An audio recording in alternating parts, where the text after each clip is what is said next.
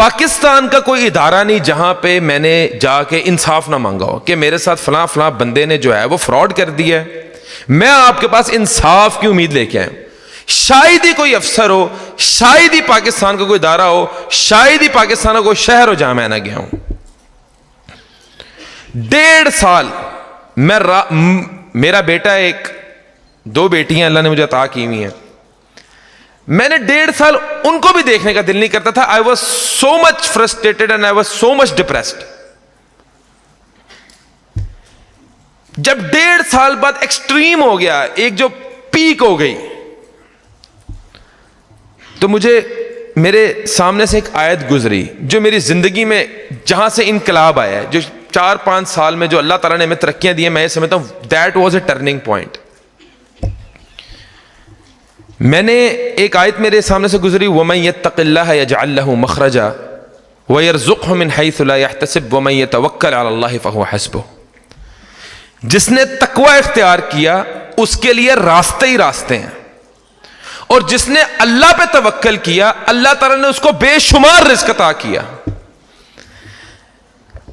اللہ کا سب سے بڑا کرم میرے پہ یہ رہا ہے کہ میرے اوپر اگر آزمائش کا وقت آیا تو میں اللہ سے دور نہیں ہوا، میری پھر بھی امید اللہ تھی۔ میرے ساتھ ایک میرے ساتھی تھے اس زمانے میں، ابھی بھی ہیں میرے ساتھ، حافظ محسن جوید صاحب۔ میں نے ان کو بلایا، میں نے کال کی، میں نے کہا آئے ہمارا مسئلہ حل ہو گیا۔ یوزلی ہم کال کرتے تھے نا کسی امید پہ کہ یا فلاں افسر سے ہماری میٹنگ میں آئیں فوراً، تو وہ فوراً آتے تھے، ہاں کیا بنا ہے؟ میں نے کہا ہمارا مسئلہ محسن بھائی اب حل ہوا ہے۔ کہتے ہیں کس طرح حل ہوا ہے؟ میں نے کہا اللہ تعالیٰ کا قرآن غلط نہیں ہو سکتا، ہم میں تقوی نہیں ہے، اس لیے ہم پھنسے ہوئے ہیں۔ ہم نے تقوی اختیار کرنا ہے، کیوں لوگوں کی منتیں کر رہے ہیں، کیوں لوگوں کے پاس جا رہے ہیں، کیوں لوگوں سے مدد کی امیدگار ہیں ہم؟ جب اللہ تعالیٰ نے کہہ دیا لا مانع لما اعطیت ولا معطی لما منعت ولا ينفع ذا الجد منک الجد، جب تک میں نہ چاہوں تو میں کوئی عطا نہیں کر سکتا۔ انما امرہ اذا اراد شیئا ان یقول له کن فیکون، جس چیز کا میں ارادہ کر لوں کن کہنے کی دیر ہے اور فیکون ہو جاتا ہے۔ اللہ تعالیٰ کے کن کے محتاج ہیں ہم لوگ۔ میں نے کہا ہم کیا کر رہے ہیں؟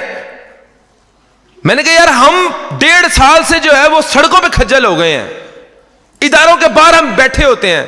تب اوبویسلی اللہ تعالیٰ نے مجھے اتنی کوئی شہرت بھی نہیں دی ہوئی تھی، تراویح میں بے شک پڑھاتا تھا، لیکن جو میرا ایک اللہ تعالیٰ نے جو قرآن کی وجہ سے عزت دی ہے وہ 2020 کے اندر میرا ایک کلپ وائرل ہوا تھا، ما کان محمد ابا احد من رجالکم کا، شاید کسی ساتھی نے سنا ہو۔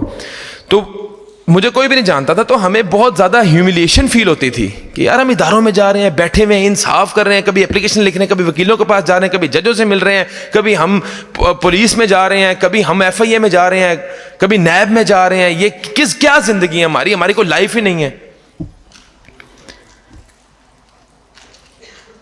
اپنے پوائنٹ پہ آتا ہوں، وہاں پہ جب ہماری گفتگو ہوئی، میں نے کہا محسن بھائی ہم نے کہیں بھی نہیں جانا، قرآن میں لکھی ہوئی ہے یہ چیز، سب سے اوتھینٹک حال یہی ہے، ہمیں تقوی اختیار کرنا ہے۔ اب میں گوگل کر رہا ہوں واٹ از تقوی، اس میں ڈاکٹر اسرار احمد رحمۃ اللہ علیہ نے میری بڑی ہیلپ کی، اللہ تعالیٰ ان کی مغفرت کرے اور اللہ تعالیٰ ان کے درجات کو بلند کرے۔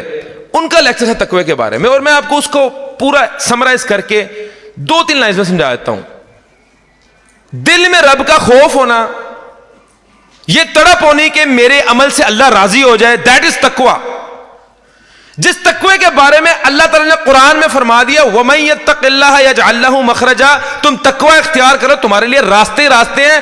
کس چیز کے راستے ہیں؟ دکھ، درد، غم، تکلیف، پریشانی، بیماری، مصیبت، فائنینشیل ڈسٹریس، میاں بیوی کے مسئلے، جھگڑے، ناراضگیاں، فتنے، فسادات، تھانے، کچہریاں، عدالتیں، ہر جگہ سے چھٹکارے کی ایک اللہ تعالیٰ نے لفظ میں بیان کر دیا ہے، مخرج، ایگزٹ۔ کس چیز میں؟ تقوی میں۔ اتنی بڑی چیز، میں نے کہا یہ تو اچھا۔ اب ہماری کیا تھا، ہم لوگ اللہ کا بڑا احسان ہے، نمازیں اللہ تعالیٰ نے جب سے ہدایت دی الحمدللہ تب سے پڑھ رہے تھے نمازیں، لیکن ہماری نمازیں ٹائمنگ ان کی بڑی خراب تھی، جب دل کیا پڑھ لی۔ ہم نے جو ہے، اور مسجد میں نہیں جانا، ہم لوگوں نے اپنی زندگی میں انقلاب لے کے آئے۔ ہم لوگوں نے نمازیں 5 ہوتی ہیں، ہم نے 6ٹھی تہجد ایڈ کی، وہ بھی اپنے، میں نے کہا یار پڑھنی ہے تہجد اب آج سے، اللہ کو راضی کرنا ہے۔ دل میں اللہ تعالیٰ یہ ایکسپٹ کر لیا ہم نے کہ ہمارا مسئلہ اللہ تعالیٰ ہی حل کر سکتا ہے, اللہ کے علاوہ کوئی ذات نہیں جو ہمارا مسئلہ حل کر سکتی ہے. جو ہم 1.5 سال سے سڑکوں پہ کھجل ہو رہے تھے, ہم نے نمازیں مسجد میں پڑھنا شروع کر دی. ہم نے گوگل کیا کہ اللہ تعالیٰ کی رحمت کس طرح حاصل کی جائے, تو ہمیں اس میں جو ہے نا وہ ڈفرینٹ پیجز کے اوپر ملا کہ نماز کے بعد اذکار کرنے سے اللہ تعالیٰ کی رحمتیں نازل ہوتی ہیں, والدین کے ساتھ حسن سلوک سے اللہ تعالیٰ کی رحمتیں نازل ہوتی ہیں, آپ جو ہے تہجد کی نماز پڑھو اللہ تعالیٰ کی رحمتیں نازل ہوتی ہیں, اور سب سے اہم چیز لوگوں پہ رحم کرنا شروع کر دو, اللہ تم پہ رحم کرتا ہے. جو انفارچونیٹلی آج ہمارے معاشرے کا سب سے بڑا ایک المیہ یہ ہے کہ ہم لوگوں پہ رحم نہیں کرتے اور اللہ تعالیٰ کی سے رحمتوں کے طلبگار ہیں. اللہ کا اتنا بڑا احسان ہوا, اللہ کا اتنا بڑا کرم ہوا کہ جو مسئلے کے اندر ہم 1.5 سال سے پھنسے ہوئے تھے, اللہ تعالیٰ کی رحمتوں سے ہم لوگوں نے اللہ کے آگے بڑا گڑ گرائے. مجھے آج وہ اپنے الفاظ یاد ہیں کہ میری دعا بھی اس تڑپ سے نکلتی تھی, اور قرآن کے اندر وہ ایک آیت ہے کہ جب تم پھنستے ہو تو تم میری طرف لوٹتے ہو, جب تم نکل جاتے ہو تو تم یہ کہتے ہو کہ یہ میرا ہی علم تھا, یہ میری دانشوری تھی کہ میں نکل گیا ہوں. یہ اللہ تعالیٰ نے قرآن میں یہ بھی بتا دی ہے. تو دعائیں بھی ایسی دل سے نکلتی تھیں کہ وہ آج بھی مجھے اپنے الفاظوں پہ بھی جو ہے حیرانگی ہوتی تھی. میں تو اللہ کے آگے ہاتھ پھیلاتا تھا, اللہ تعالیٰ تو یوسف علیہ السلام کو کنویں سے نکال کے بادشاہ بنانے پہ قادر ہے, یا اللہ تو یونس علیہ السلام کو مچھلی کے پیٹ سے باہر نکالنے پہ قادر ہے, یا اللہ تو محمد صلی اللہ علیہ وسلم کو غار سے نکالنے پہ قادر ہے, یا اللہ تو موسیٰ علیہ السلام کو فرعون کے اوپر غالب کرنے پہ قادر ہے, یا اللہ تو ابراہیم علیہ السلام کو آگ سے نکالنے پر قادر ہے. یا اللہ میرا مسئلہ تیرے آگے کیا ہے؟ 1.5 مہینہ مجھے آج بھی یاد ہے, 1.5 مہینہ, اور جس چنگل میں پھنسا تھا وہاں سے آزاد ہو گیا. میری 100% ریکوری ہو گئی, میں بالکل ایزی ہو گیا. تب میرا یقین پختہ ہو گیا کہ میں نے زندگی کے اندر کبھی کسی مخلوق کے آگے کوئی ہاتھ نہیں پھیلانے, کبھی کسی کو کام نہیں کہنا. جب میرا رب چاہے گا میں رب کو کہنا ہے, میرا رب چاہے گا ہو جائے گا, نہیں تو کوئی مسئلہ نہیں.